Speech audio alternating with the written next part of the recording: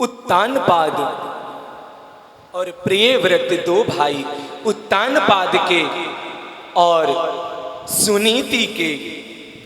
उत्तानपाद जी के बारे में पहले वर्णन कर देते हैं। बड़े ही प्रतापी राजा थे, पर जब तक वो सुनीति जी के सिर्फ पति होकर थे तब राजकाज भी बड़ा अच्छा चल रहा था। पर जैसे ही उन्होंने दूसरा विवाह किया, दूसरा विवाह सुरुचि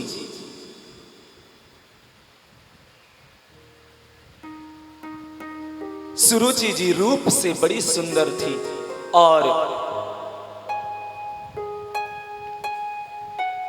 महाराज उत्तानपाद को सुरुचि जी से ज्यादा प्रेम हुआ और ज्यादा उनको चाहते थे।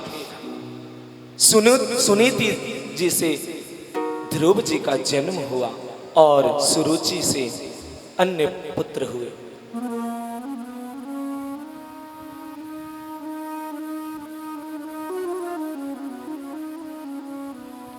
देखो कैसी प्रभु लीला करते हैं।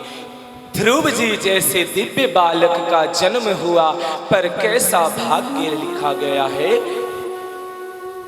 कभी पिता की सुख नहीं मिला। पिता का सुख ऐसे मान लो जैसे बेचारे की भाग्य में लिखी ही नहीं।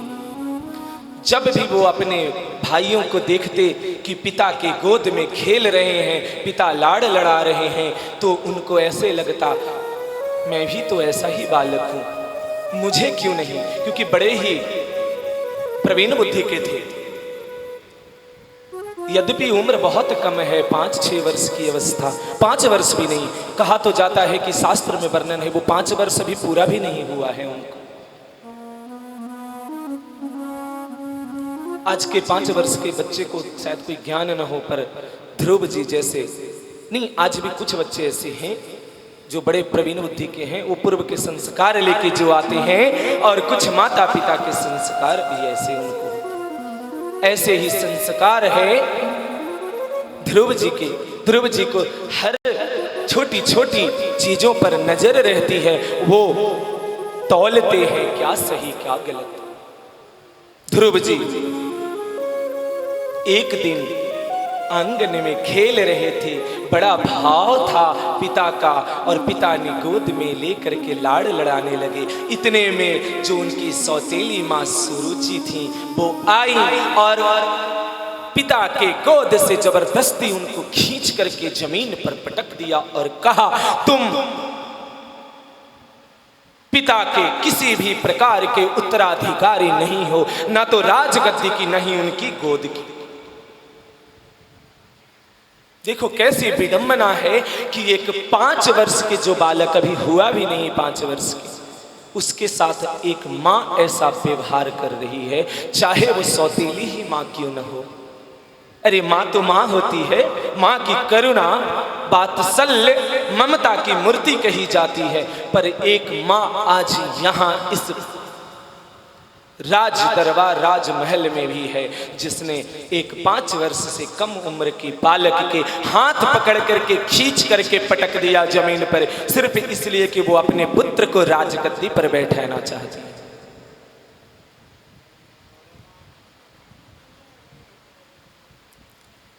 ध्रुव जी को बहुत ज्यादा पीड़ा हुआ, और आज ऐसी पीड़ा हुआ मानो कि उनके हृदय को विदीर्ण कर दिया।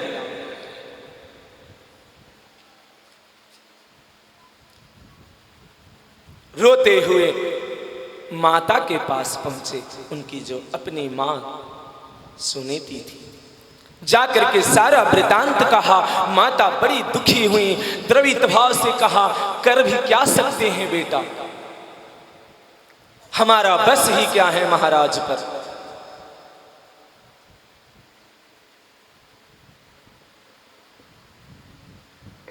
अगर तुमको राजगद्दी चाहिए तो राजगद्दी ऐसे नहीं मिलती, उसके लिए भगवान का भजन करना पड़ता है। देखो धर्मपरायण मां का सीख, अगर कोई अधर्म की राह पर चली हुई मां होती तो कहती कि राजगद्दी छीन कर लिया जाता है। राजगद्दी के लिए लड़ना पड़ता है।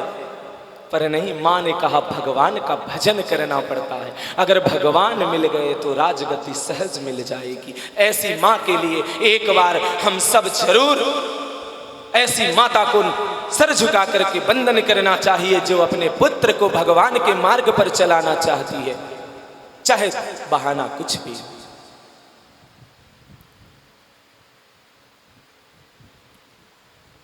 माता, आप बताइए कि भगवान मिलेंगे कैसे, कहाँ मिलेंगे, कैसे हैं, कैसे दिखते हैं?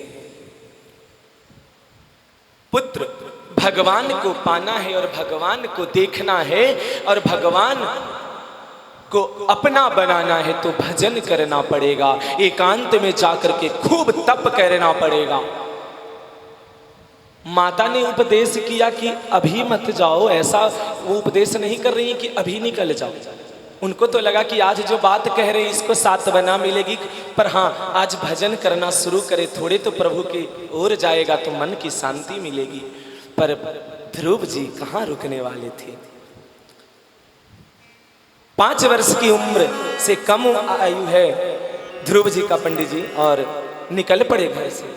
देखो, रात्रि में माता ने सुला दिया उनको जैसे तैसे, पर नींद कहाँ आने वाली है? नींद नहीं आई। बस उनका एक ही चल रहा है, भगवान को पाना है, भगवान को मिले। अगर ऐसी लगन हमारे हृदय में लग जाए कि भगवान को चाहे जो कुछ हो, जो परिस्थिति हो, भगवान को पाना है, तो भगवान जरूर मिलेंगे, सिर्फ निश्चित कर लेने से। ऐसा ही हुआ।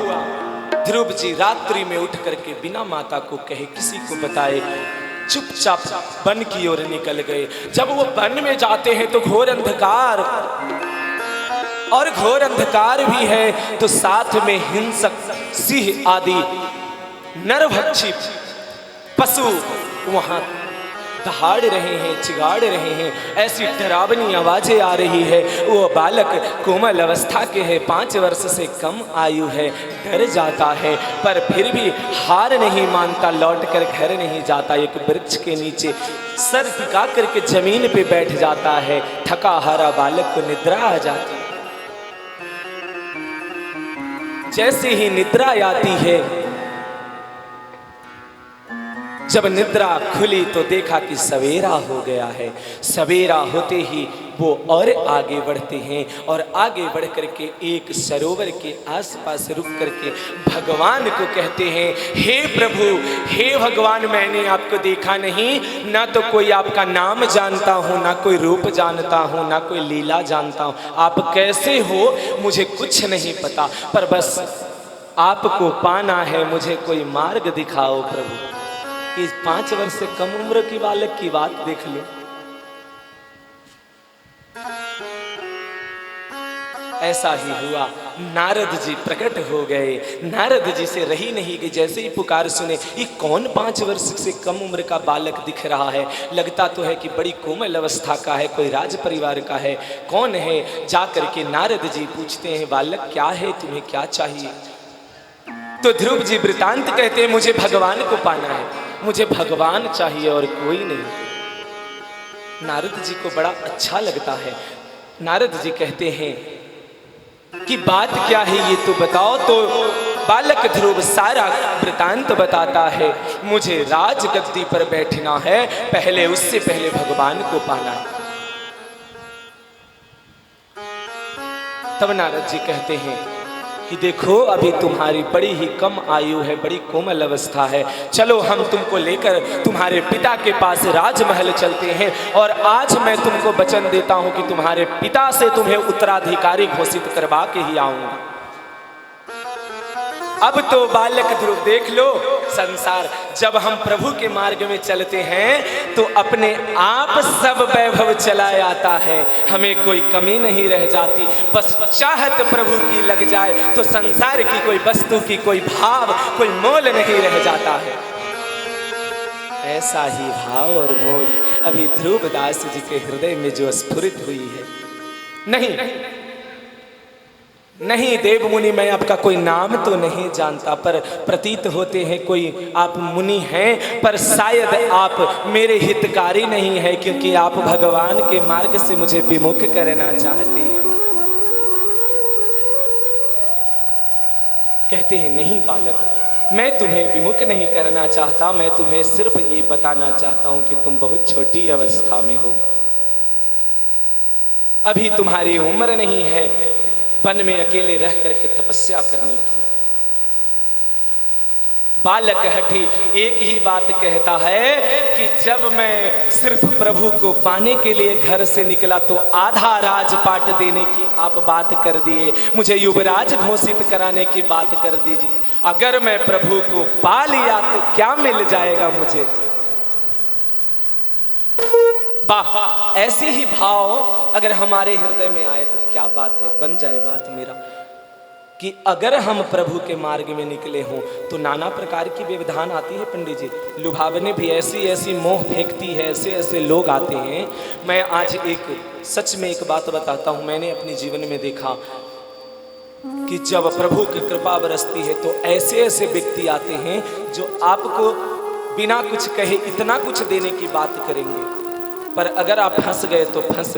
प्रभु की बड़ी कृपा है कि बच बच करके अब तक तो निकले हैं, आगे प्रभु जाने उनकी महिमा उनकी लीला। इसीलिए हम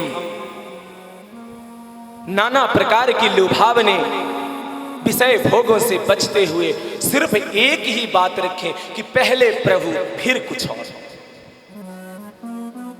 ये नहीं कि प्रभु बाद में, पहले सब भोग सब विलास।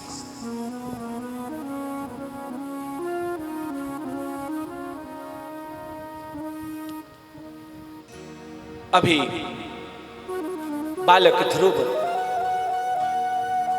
राजमहल जाने को तैयार नहीं, हठ पर अड़ा है, सिर्फ प्रभु चाहिए, सिर्फ भगवान चाहिए। मैं नाम नहीं जानता पर भगवान चाहिए इतना तो जानता हूं, क्योंकि माँ ने कहा पहले भजन करके भगवान को पा। बस भगवान जानते हैं भगवान कोई है।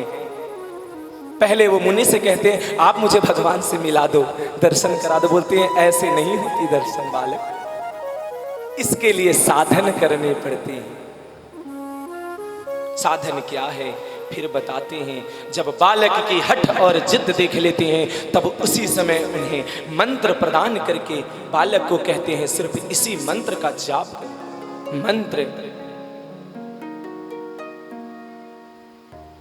भगवान के जो बड़े ही सुंदर है वो अभी ध्रुव जी श्री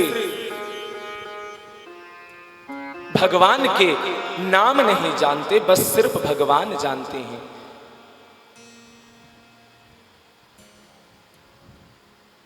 पर हृदय में इतना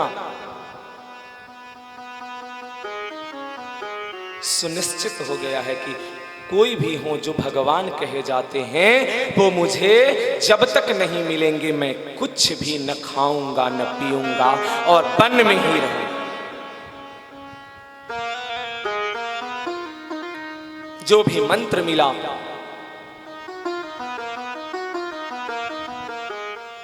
नाम मंत्र लेकर के श्री ध्रुव जी, क्योंकि अब तक बालक ध्रुव था पर जैसे ही मंत्र मिल गया वो वैष्णव हो गया। पंडित जी इसको ध्यान देना, वैष्णव को थोड़े सम्मान देकर बात करें, इसीलिए हमने श्री ध्रुव कह दिया है। अब वो श्री ध्रुव हो गए क्योंकि अब वो भगवान की प्राप्ति के लिए निश्चित कर बैठे कि भगवान को चाहिए ही चाहिए। भगवान मुझे जब तक नहीं मिलेंगे मैं कुछ नहीं खाऊंगा। वन में जाकर कठोर नियम से अब भगवान का मंत्र का जाप करना शुरू कर दिए। मंत्र का जो जाप है वो मंत्र मैं नहीं कह सकता क्योंकि वो मंत्र सार्वजनिक रूप से बोलना ठीक नहीं, क्योंकि हमारे गुरु परंपरा में किसी भी मंत्र को सार्वजनिक रूप से नहीं बोला जाता है, गुप्त मंत्र होता है। पर हाँ, भगवान वासुदेव का ही मंत्र है।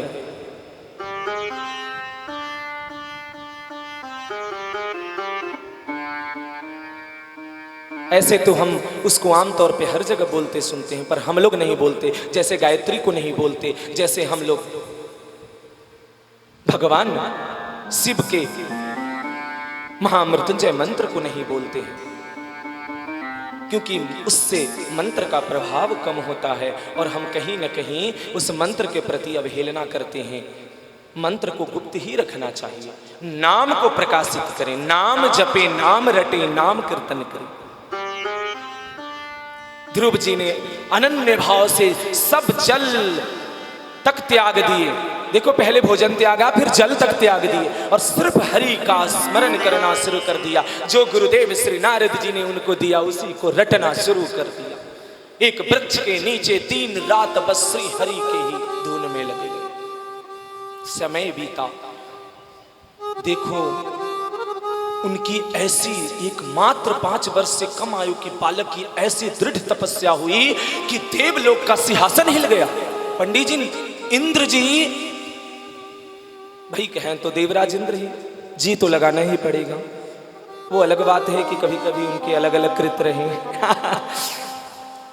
इंद्रदेव को ऐसा मानो कि सिंहासन डोला कि उनके तन वदन सब हिल गए कि अरे मेरा सिंहासन ही अब खतरे में पड़ गया। ये कौन इतना बाल अवस्था का बालक ऐसा तपस्या कर रहा है कि मेरा पूरा देवलोक थर्रा उठा। तब इंद्र ने तरह तरह का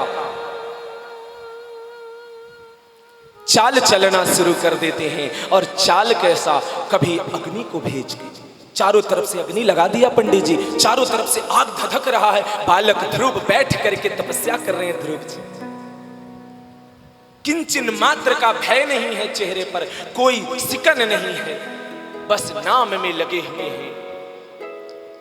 सिंह, बड़े बड़े अजगर, ये सब देवताएं ही बन के देवताओं ही आ रहे हैं। कोई हिंसक पशु पक्षी जानवर नहीं है, ये सब देवता अलग अलग रूप बदल के आ रहे हैं। देखो कैसे भगवान के मार्ग में जब चलोगे ना तो डिगाने के लिए देवता लोग आते हैं, अलग अलग रूप से छल करते हैं, भक्तों को ऐसी ऐसी प्रलोभन देते हैं कि पथभ्रष्ट कैसे भी हो जाए। क्योंकि उनको क्या लगता है कि हमारा सिंहासन कहीं छीन लिया ना जाए, अपने सिंहासन के डर से हो।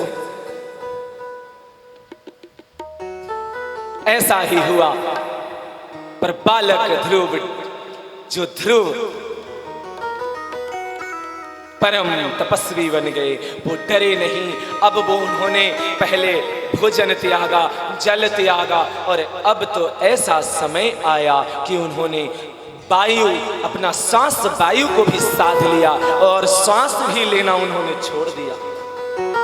अब कहोगे सांस के बिना कोई जीवित रहता है? हाँ, ऐसे आज भी योग सिद्ध मुनि हैं, ऐसे भी लोग कुछ हैं जन जो श्वास को साध करके घंटों रोक के श्वास। ऐसे ही बालक ध्रुव अब भगवान को कोई भी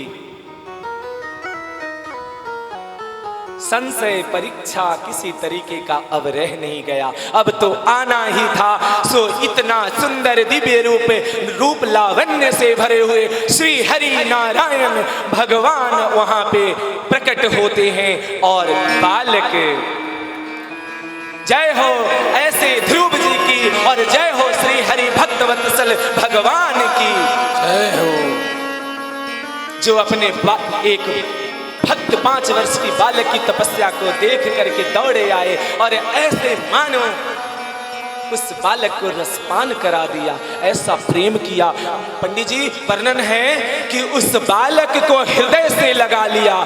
जब स्वयं नारायण ने कहते हैं, आओ तुम मेरे इतने प्रिय हो कि मेरे और तेरे में कोई भेद नहीं।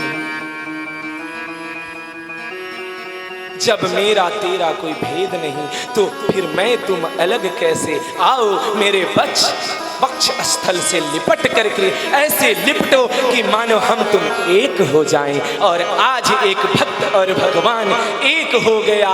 जय जय श्री नारायण की जय, जय जय भक्तवत्सल भगवान की जय। तो ध्रुव जी का जीवन सार्थक हुआ। बहुत सुंदर उपदेश भगवान यहाँ कर रहे हैं, बहुत सुंदर सुंदर। इसमें कुछ बातें बता देती हैं क्योंकि समय की पाबंदियाँ हैं, नहीं तो मुझे ऐसे प्रसंग इतना प्रिय लगता है कि जब भक्त भगवान की बात आती है तो फिर मेरे लिए समय का कोई मोल नहीं रह जाता। पर आप सबके समय को देखते हुए भी हमें चलना पड़ेगा। ध्रुव जी जब भगवान के रूप माधुर्य का पान कर लिए तो क्या होता है, भगवान उनको कहते हैं जाओ, तुम्हें मांगना नहीं पड़ता। पंडित जी फिर उनको मांगना नहीं पड़ा कि हमको राज सिंहासन चाहिए, और न भगवान ने कहा कि मांगो। भगवान स्वयं कहते हैं जाओ, इस जन्म में तुम अखंड राज्य करोगे और इस लोक से जाने के बाद तुम्हारे लिए कोई लोक नहीं, तुम्हें जाना पड़ेगा। तुम्हारे लिए नया लोक की आज से रचना होता है, ध्रुव लोक की। और जो ध्रुव तारा बन गए, जो हम देखते हैं आकाश में चमचमाते ध्रुव जी को, वही ध्रुव तारा है जो ध्रुव जी ने भगवान से कृपा पा करके ध्रुव से ध्रुव तारा बन गए।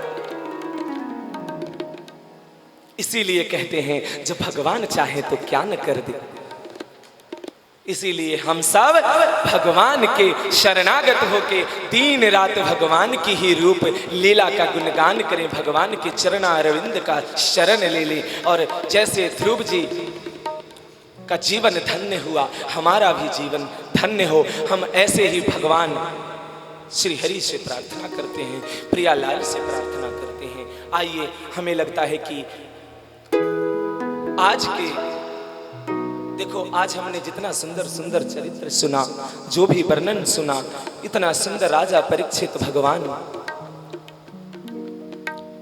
सुखदेव जी का, उतना ही सुंदर माता देवहूति और कपिल जी का, उतना ही सुंदर ध्रुव जी और भगवान का चरित्र। तो ऐसे दिव्य चरित्रों को सुनने के बाद हमारा हृदय कहीं न कहीं पवित्र तो होगा ही होगा। बस इसे चिंतन करो, कल भी कहा था, आज भी जो सुना उसको जाकर के मनन करो।